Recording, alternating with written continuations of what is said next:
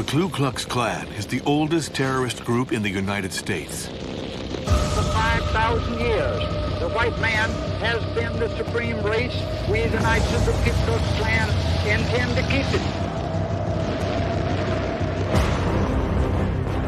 It's a secret society of white supremacists that preaches hatred of black people and which has lasted for decades, always managing to reinvent itself.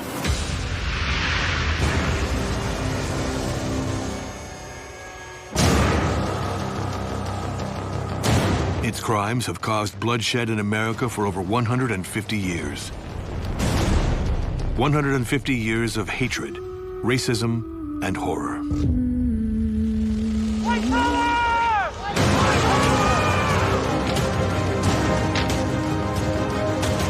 Yes, I say segregation now, segregation tomorrow, and segregation forever.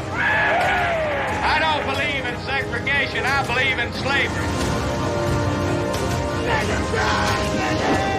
150 years of exclusion, violence, and rage. A tale of cruelty whose ghosts still haunt the United States.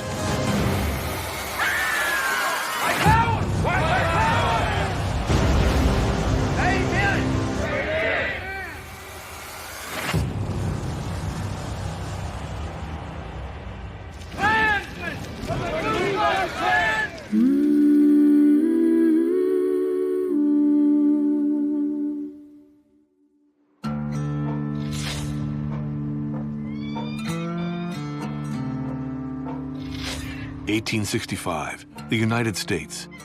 The Civil War finally came to an end.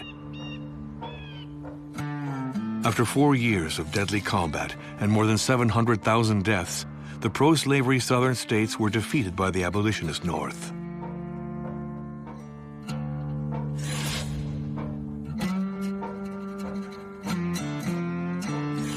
General Lee surrendered to General Grant at Appomattox.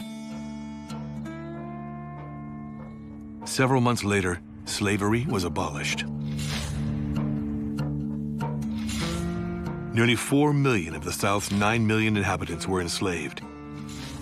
And at last they were free of their chains.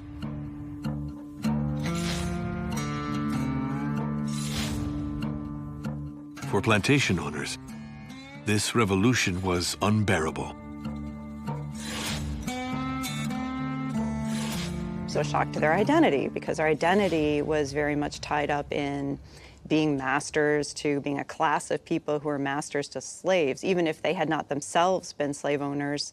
Slave owners were, of course, terrified by the end of slavery. They were terrified economically that they would lose their very cheap labor force, but they were also terrified that African American people would start to demand the rights of citizenship.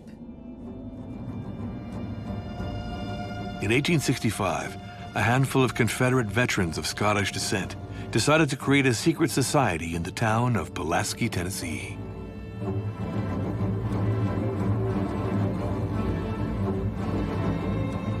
It was originally designed to be a fraternal order. It was designed as a joke. It was literally designed for a bunch of guys to have a reason to hang out and drink beer and just, like, take care of each other. If we were to ask why they created the Klan, they claimed always that it started as a fraternal drinking society. They were young men, they were bored, they lived in a small town called Pulaski, Tennessee, and they decided to form a little secret society. The veterans initially wanted to share stories of battle and the good old times for the slave-owning South. They gave their group a mysterious name, Ku Klux Klan. We don't know why they chose the name Ku Klux Klan. People say it's because that's the sound a shotgun would make when it was cocked, cluck, cluck, you know, Ku Klux, like that. The one that is most broadly accepted is meant to be named after the Greek word for circle, kuklos. And that makes a certain amount of sense when you realize that the people who founded the Klan were educated in Latin and Greek. and did use Latin phrases in particular in some of their other writings. They were very invested in the fact that they were well-educated. They harked back to Greek mythology, Greek names. It was really, in many ways, like a very adolescent fantasy of a kind of medieval bunch of warriors. They added the word clan, a common term in Scotland, to the Greek phrase kuklos, and started each word with a K. The clan was born. Their first appearances in public in Pulaski were peaceful, but soon harassment and intimidation of former slaves became daily rituals. The very first Klan group in Pulaski was essentially a group that kind of played pranks. They would dress up in very elaborate costumes, not the white sheets that we see today, and they would go around and try and scare people or play pranks. They often would try and frighten freed slaves who they thought were so superstitious that they would believe they were ghosts and so on. Sometimes they change their voices during the attacks. So they will they'll make animal noises and hoots and things like that, but they'll also speak really high or really low, or one guy will speak high and the other guy will speak low, or they'll take on a fake German accent. They're somehow being playful with their violence. They're performing. Rumors spread that the masked men were ghosts of Confederate soldiers killed in combat and back for revenge. Fear spread among former slaves. Soon, brotherhoods began to emerge across the South, with names like the Knights of the White Rose, the White League, and the Red Shirts. They all used the same intimidation tactics. Klansmen would stake out territory in front of voting booths to keep black men from participating in elections. The South had to stay in white hands. They became a kind of paramilitary organization, or more properly said, a bunch of little paramilitary organizations, which very quickly, in the course of a year or so, became the violent enforcers of what black people could do and could not do. African Americans resisted, sometimes armed, but the murders and lynchings continued.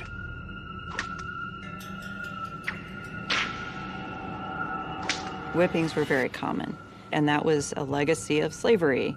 These men, and one thing you notice is that when these Ku Klux whip people, they know how to whip people. They know what kinds of tree branch to use to get whatever effect that they want.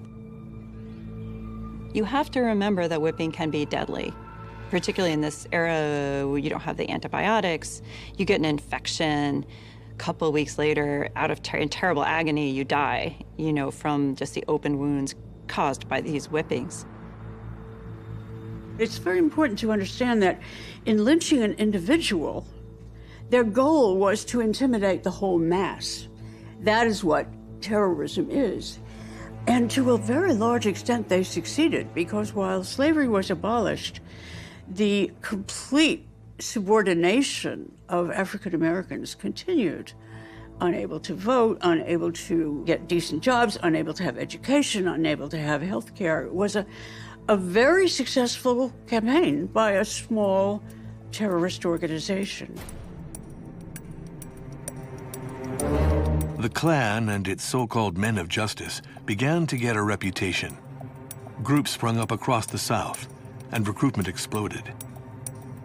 The Klan still needed a charismatic leader to lead the fight. For the role, they chose a military man, a hero to Southerners from the War of Secession, General Nathan Bedford Forrest.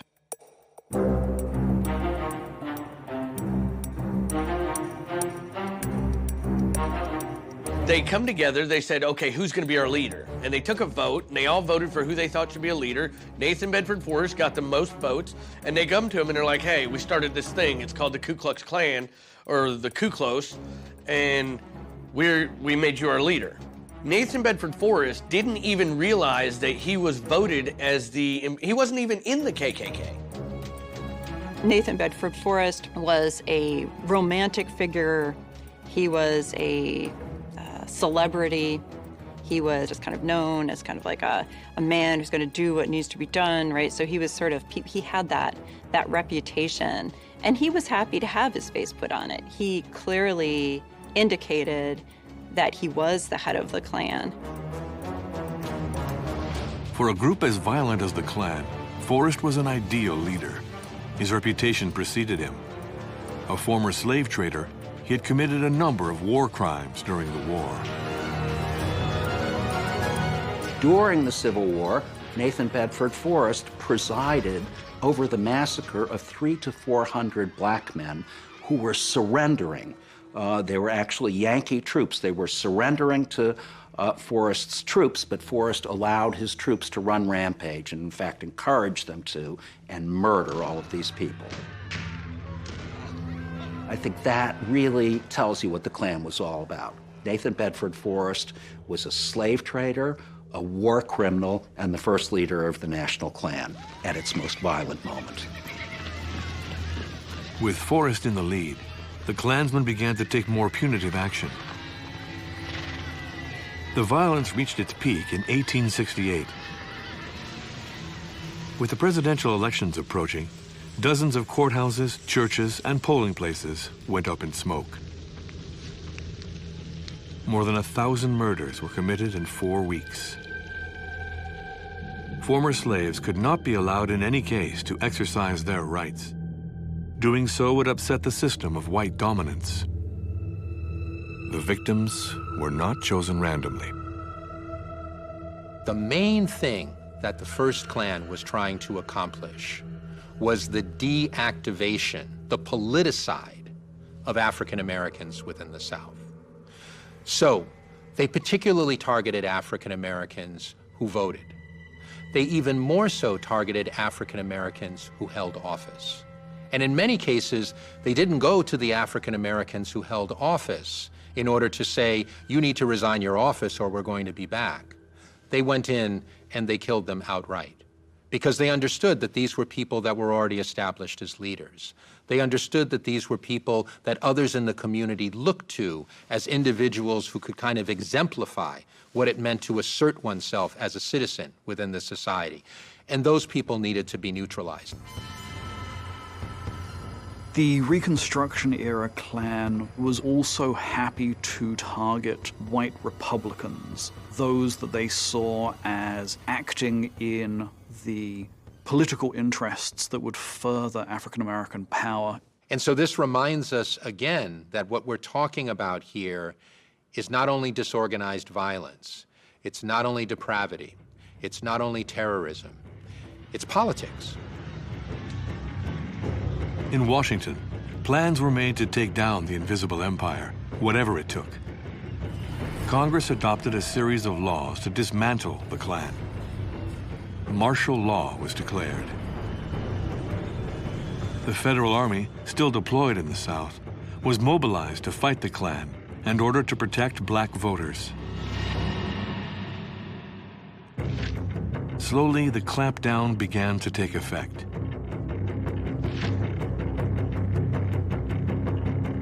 In 1872, the Klan was officially declared destroyed.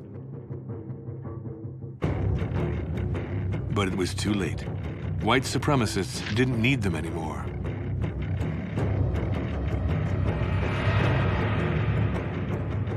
When free black slaves and their sympathizers were pushed away, when black people became more and more afraid to vote because it could cost them their lives, the work of the Klan was essentially done.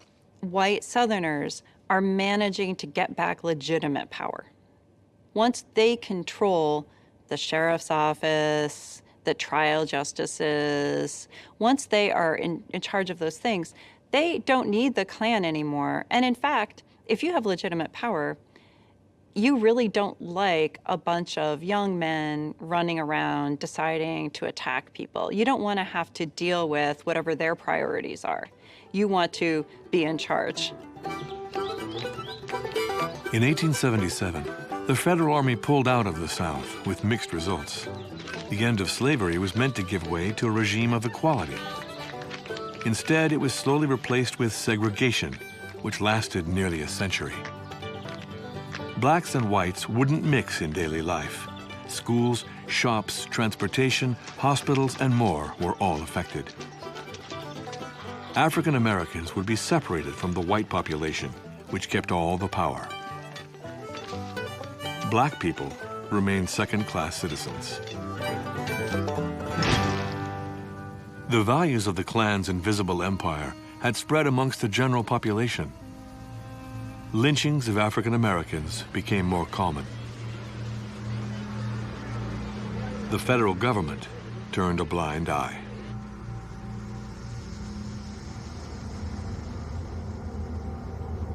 Photos from lynchings would be sold and used as postcards. There would be souvenirs from these sorts of events. People would want to take pictures in front of someone who was victimized in a lynching.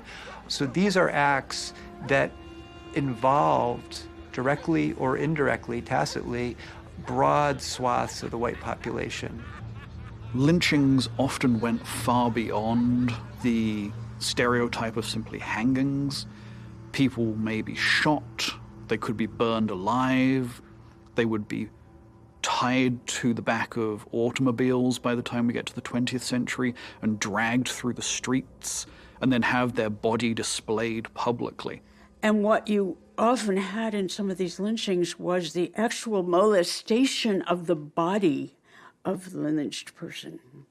They, to be crude about it, one of the things they loved to do would be to cut off a man's penis and stick it in his mouth.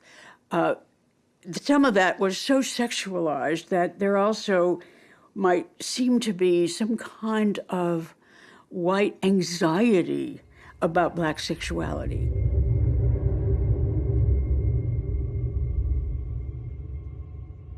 It was a ritual that was meant to publicly demonstrate to both blacks who heard the stories and whites who witnessed the crime that racial domination was something that would be enforced within society. So it was a cultural process. It was a performance, a very macabre performance, as much as it was a kind of attempt to take legal matters into the hands of vigilantes.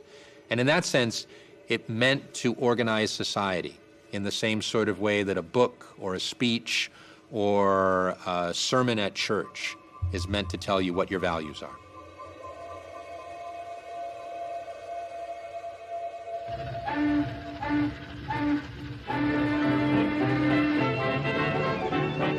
At the beginning of the 20th century, a new world was taking shape. Vertical cities emerged, and America became a country of immigration. Millions of Europeans, Catholics from the South, Jews from the East, disembarked for the world's leading industrial powerhouse and the promise of a better future. The Klan had fallen into obscurity. 50 years after the Civil War, it was born again from its ashes. In February 1915, The Birth of a Nation by D.W. Griffith came out. The film was an adaptation of a successful play called The Klansman. A long feature film, it looked back at the Civil War and the Reconstruction.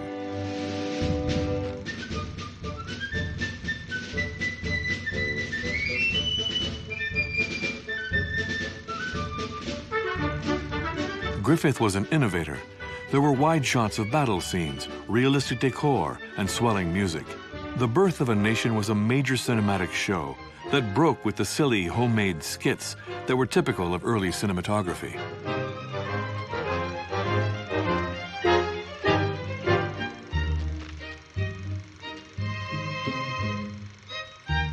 In the second half of the film, Griffith depicted scenes from the post-war era. Klansmen were shown not as criminals, but as justice doers.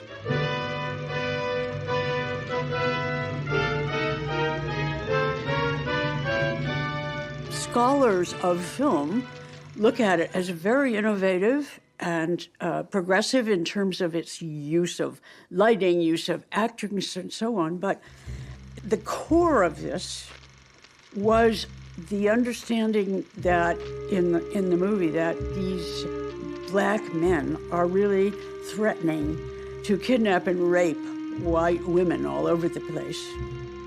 And the culmination or the denouement of the film is quite terrifying because it shows all these black people who are like barbarians, savages, just running wild across the land. And the brave Ku Klux Klanners are defending morality and white womanhood. And that position about defending white womanhood was very, very central to the Southern Klan. It presented the Ku Klux Klan romantically. It presented the Ku Klux Klan as justified. All of this means that someone has to ride, literally, in on a white horse and not only restore order, but restore honor. And this is very important in terms of why people were attracted, because for a certain kind of men, it made you feel good. You were kind of heroic and a super patriot doing something to protect your society and country.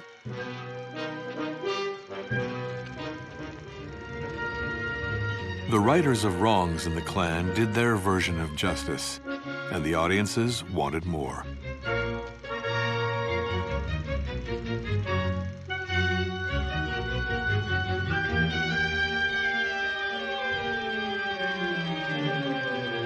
The film roused new curiosity for the Ku Klux Klan. One man in particular took advantage of it: William Joseph Simmons.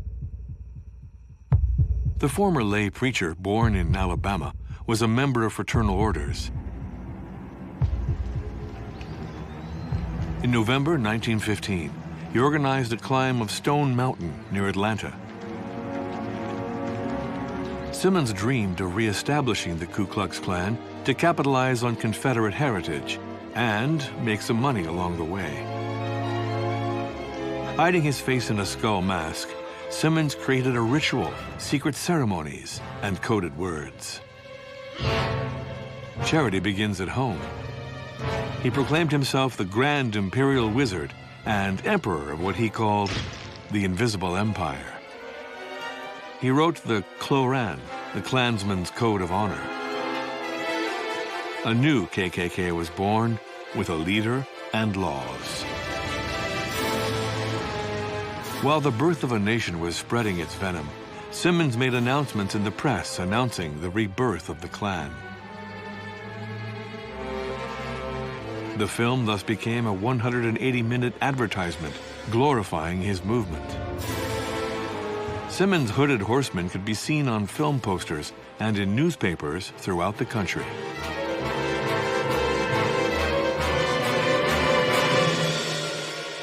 The popular image of the Klan, as we often think about it, is fundamentally created by Griffith's Birth of a Nation. That is the film that creates the image of the white hood and robes that then gets adopted by the Second Klan. The Klan didn't make the film, Birth of a Nation, but it used it to great effect. One of their major recruitment techniques was they would go into a new town. They would have a showing of the film, and you'd have to remember that for most people, film was very new and very thrilling in the early 1920s. I'm sure many, many people had never seen a film before until they saw this. Furthermore, the Klan would charge money for people to come and see the film. In a small town, this could be a really major, exciting event.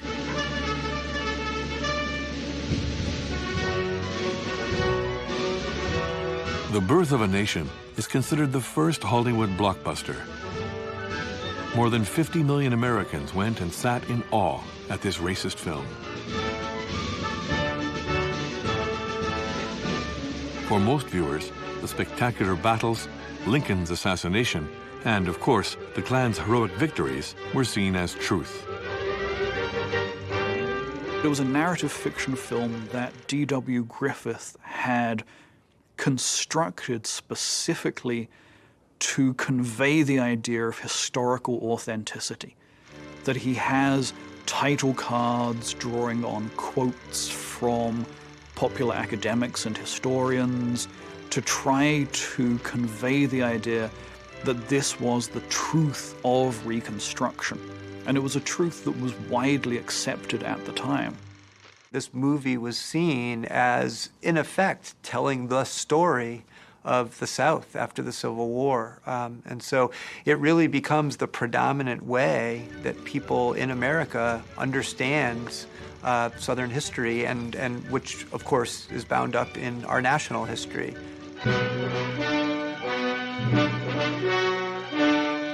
African Americans organized to fight back against this propaganda.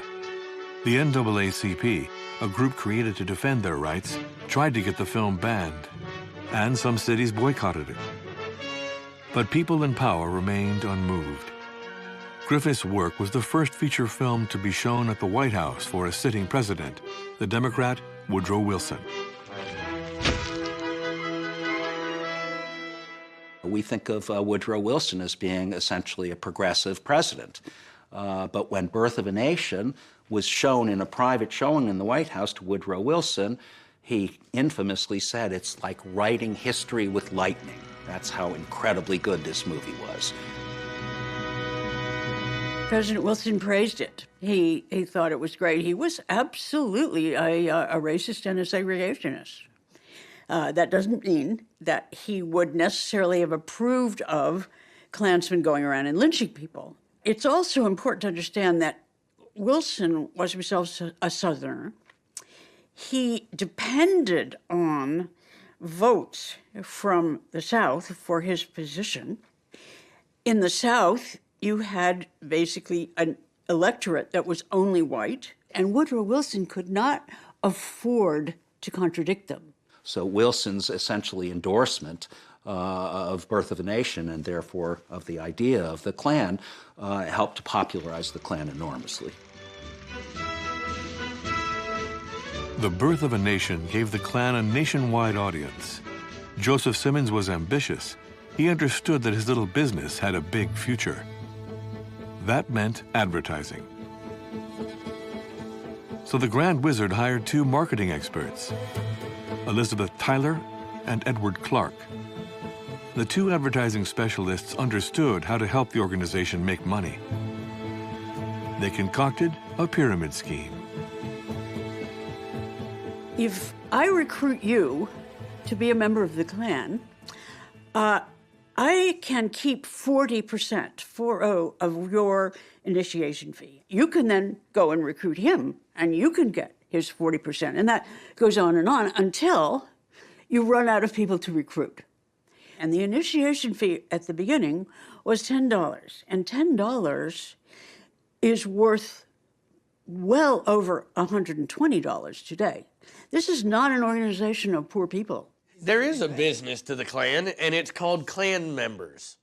You pay a membership fee, and all the money that you pay every month, your dues, go to the Imperial Wizard, and he uses that money to travel around and party with everybody at these damn Klan lighting ceremonies, these cross light ceremonies. It pays his bills, he uses it to buy alcohol, he doesn't work, he doesn't have a job, we have jobs. It's just a scam, man. The whole thing is a scam. They built this up. They also forced the Klan members to rent their robes. You were not allowed to sew your own robes and so on. They standardized the robes as these white sheets that we see today with the cross with the blood drop on the front and so on. And ultimately, the Klan grew incredibly quickly.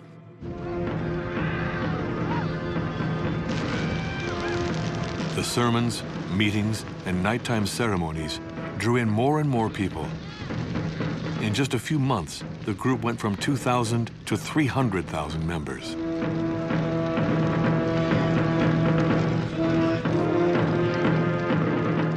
At $10 to join, the Klan became rich and powerful, starting with its imperial wizard, His Majesty William Joseph Simmons.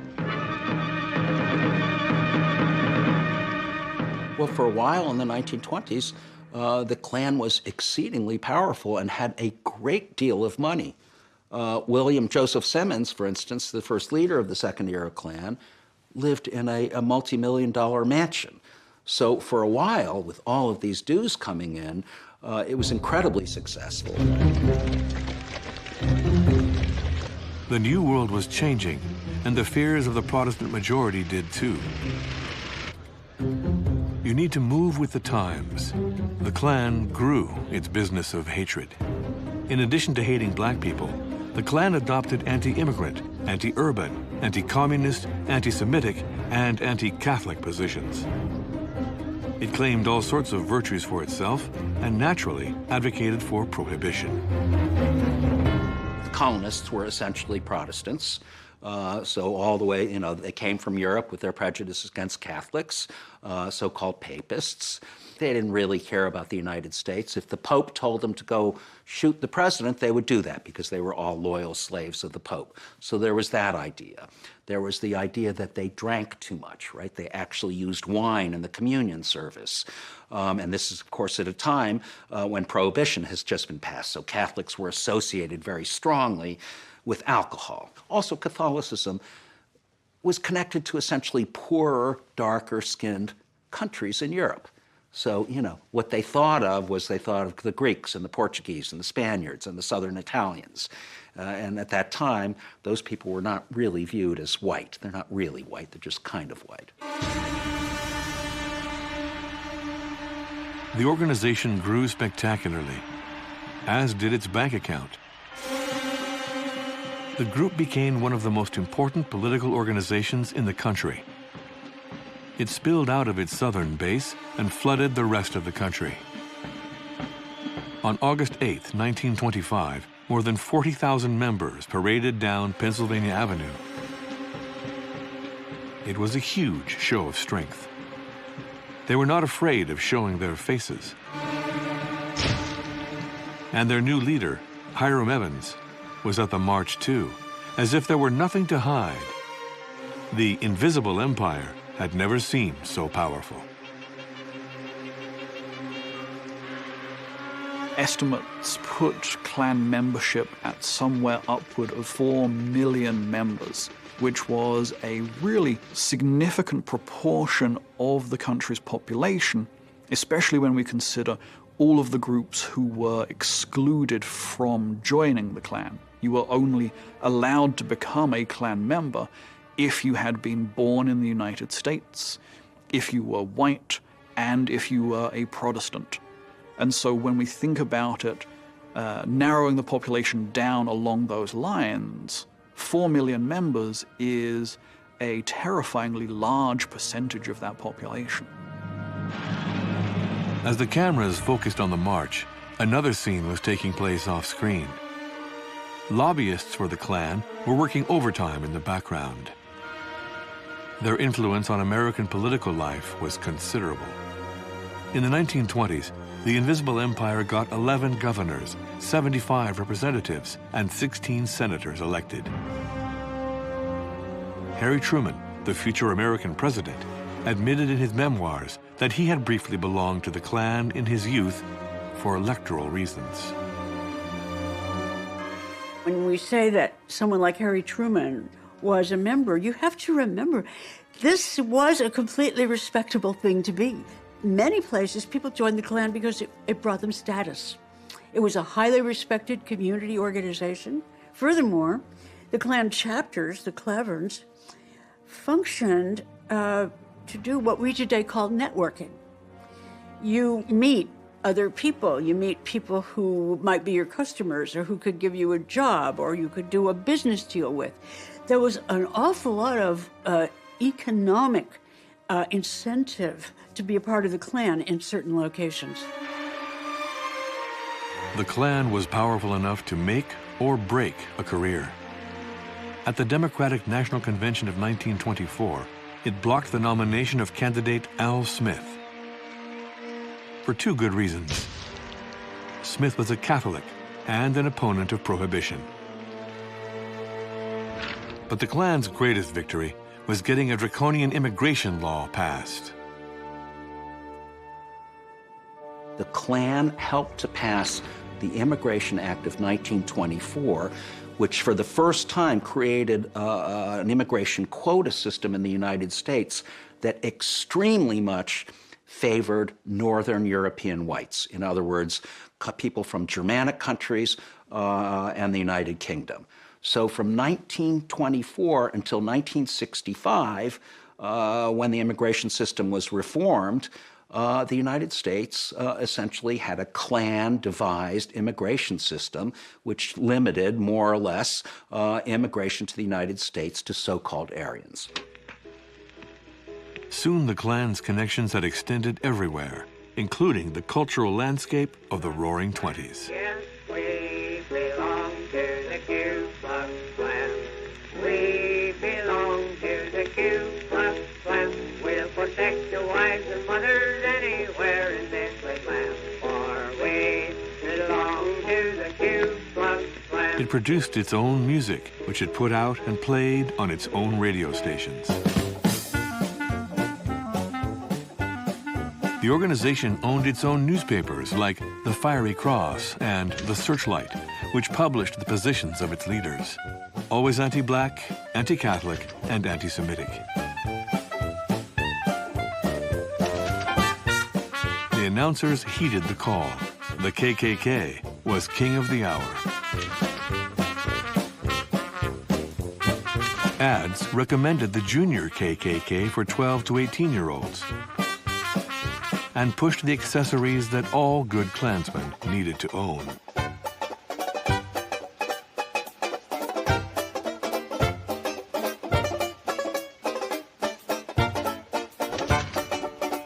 The organization sponsored plays written in its own honor, and it even financed films to promote its activities. The secret society had never been so visible. They are holding rodeos and jousting tournaments. They are appearing in popular novels. They are in popular films. They are in popular music. They are on the radio, and they are selling you newspapers on the street corner. And so they really become a major part of American cultural life.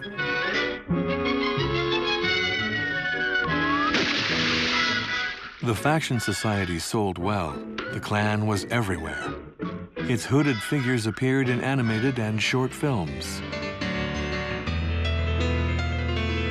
Even Harold Lloyd performed escaping from their clutches in his extraordinary adventures.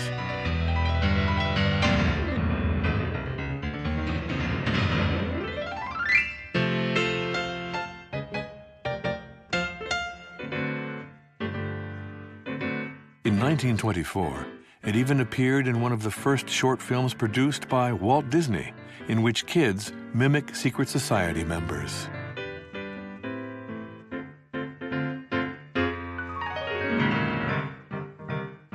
The Klan was by far the biggest social movement of the 1920s. And it was not only a mass organization with somewhere between 3 and 6 million people, but it was a family organization with activities for children, for young women, for young men. Klan events in the 1920s were very much family affairs. People brought their wives, they brought their children, and there was a kind of festival atmosphere to much of it.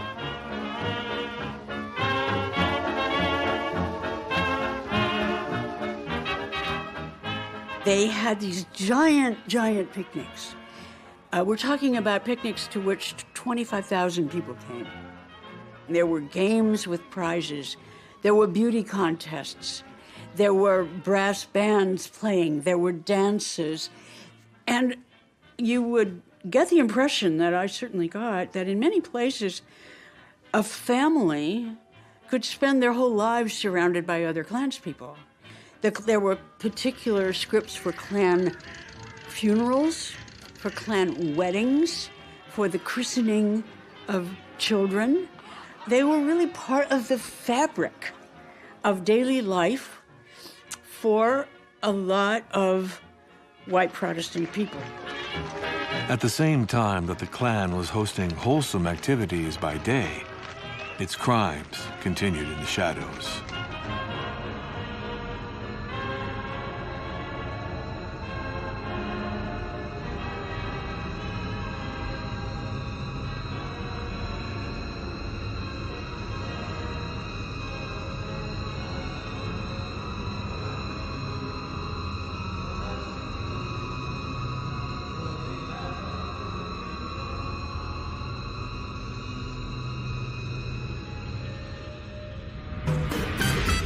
The Klan had managed to do the unthinkable. It had become respectable. And its Grand Wizard even graced the cover of Time magazine.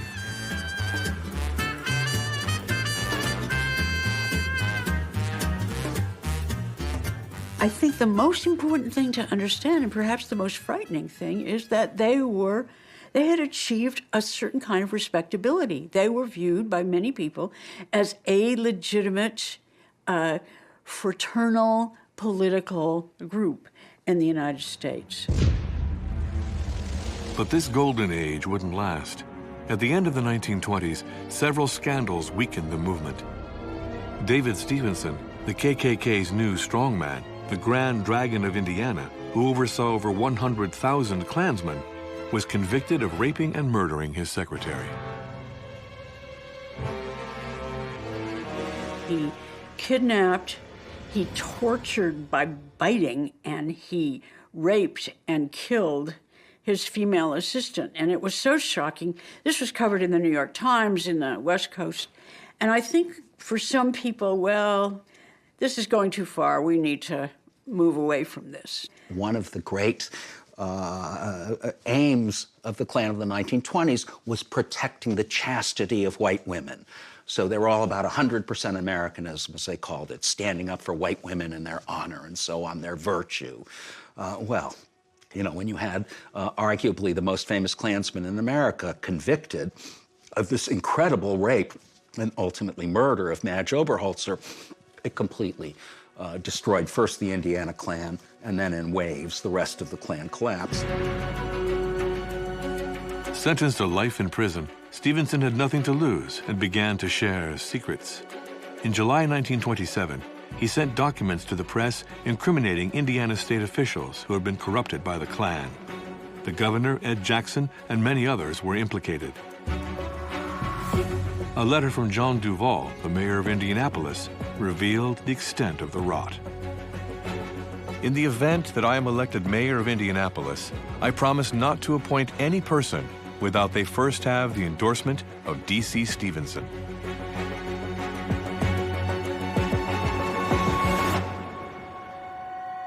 Soon it was Edward Clark's turn to be prosecuted. The Klan's communication man had regularly been seen in the company of prostitutes and sipping on whiskey with total contempt for the religious values promoted by the Klan. They used to say, if Jesus was alive today, he would be a Klansman. One of the many contradictions associated with the KKK is the fact that the leaders are rarely, if ever, living up to the moral values that they are demanding of their members. People all over the country saw this, and that was, in a way, the beginning of a kind of public awareness of this group wasn't really the heroic and patriotic organization that it claimed to be.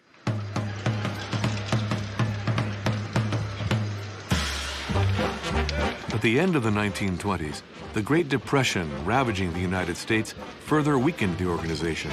Its members no longer had the money to pay their dues.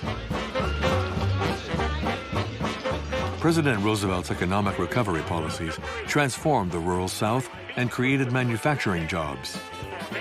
The Klan was no longer a social stepladder. Poor whites moved on. Following his election, Roosevelt reauthorized the consumption of alcohol. The Invisible Empire had lost the battle over prohibition. It wouldn't be its last defeat. In 1939, Hollywood adapted the bestseller Gone with the Wind Another panoramic tale of a civil war stuffed full of racist prejudice.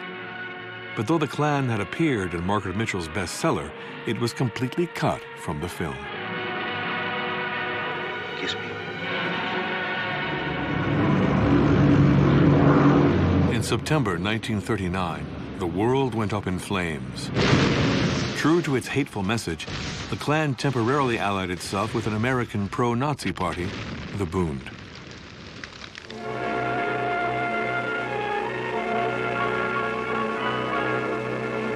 Camp Nordland, owned by the German-American Bund, says welcome in German and keep out in English, as the New Jersey Ku Klux Klan rents the camp for one day. Cameramen are not permitted to photograph everything.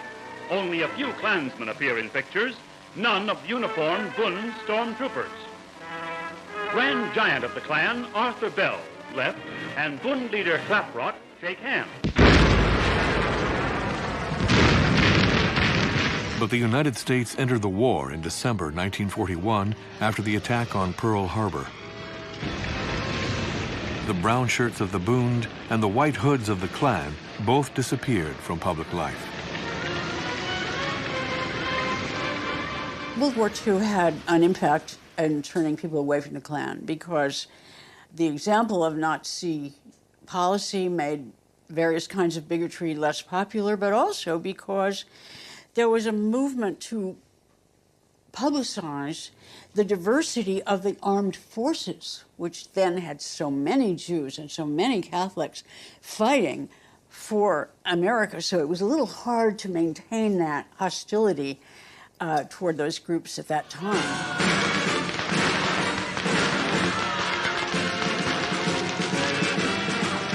May 8th, 1945. After 4 years of war, it was Victory Day in Europe. In September, Japan surrendered. America was victorious, but the Klan wasn't feeling festive. The IRS began bankruptcy proceedings. The Invisible Empire hadn't paid its taxes in the 1920s, and now they owed $685,000. For the second time in its history, the Klan disappeared.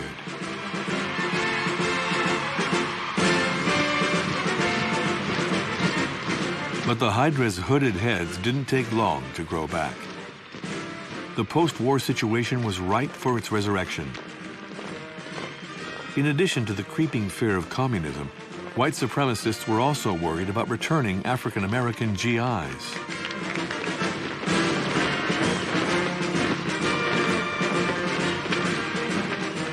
After the Second World War, we had enormous numbers of black servicemen coming back to this country for the first time. And they had seen in Europe, particularly in France, but in many countries, that they were treated completely different. They were treated as if they were actually people. Plus, they had, for the first time, borne arms. They had been given weapons. Many of them had shot white people. So people came back, African Americans came back to the United States with a completely changed sensibility about who they were. I fought for my country. I fought against racism, against anti-Semitism. Why can't I be a full citizen like everyone else? Much effort had been expended within the United States on the part of African-American intellectuals, African-American journalists, African-American organizers, and institutional heads to say, you can't fight a war against repression and reaction abroad and not address repression and reaction at home. There needs to be two victories, the victory against fascism and the victory against racism in the United States. Faced with such old-fashioned discrimination, African Americans protested to exercise their rights. Many veterans refused to give up their seats in public transportation. There were more and more incidents. White Southerners weren't ready to accept this thirst for freedom.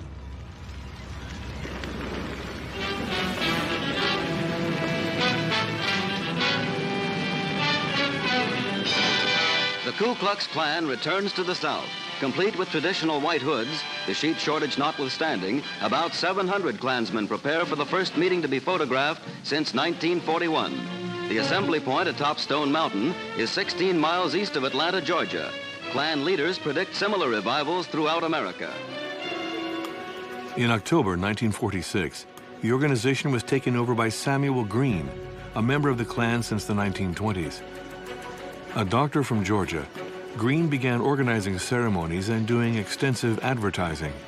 He sold the rights to film them to the media, including to Life magazine. We don't hate the Negro. God made him black, and he made us white. And you will find this laid out in the 11th chapter of Genesis, in which he segregated the races.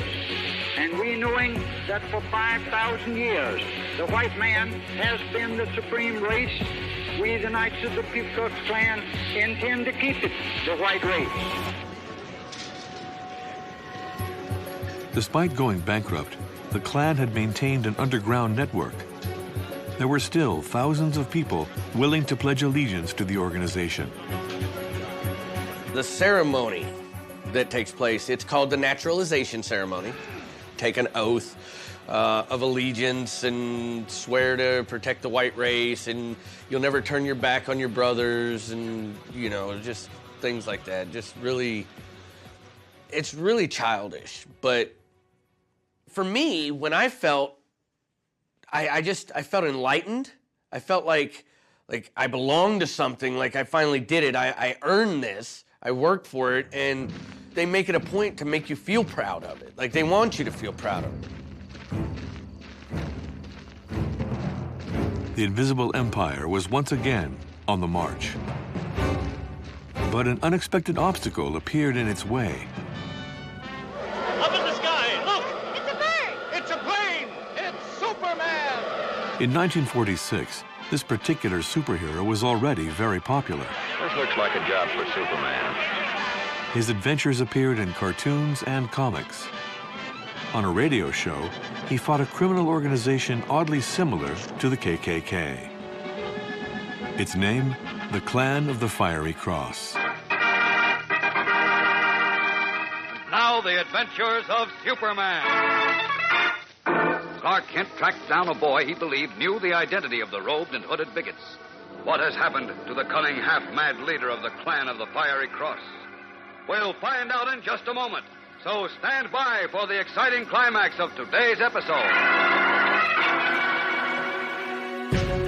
The originator of this project, Stetson Kennedy, was a journalist who infiltrated the Klan and learned its secrets. He convinced the producers of The Adventures of Superman to warn young Americans about its toxic ways. The program was a major success. The idea of having Superman fight the Klan on the radio in the 1940s is a really important and effective piece of propaganda in putting forward the idea that the Klan is un-American. The tragic irony is that Superman's catchphrase, of course, was truth, justice, and the American way, which is phrasing that would have been very at home in a Klan pamphlet of the 1920s.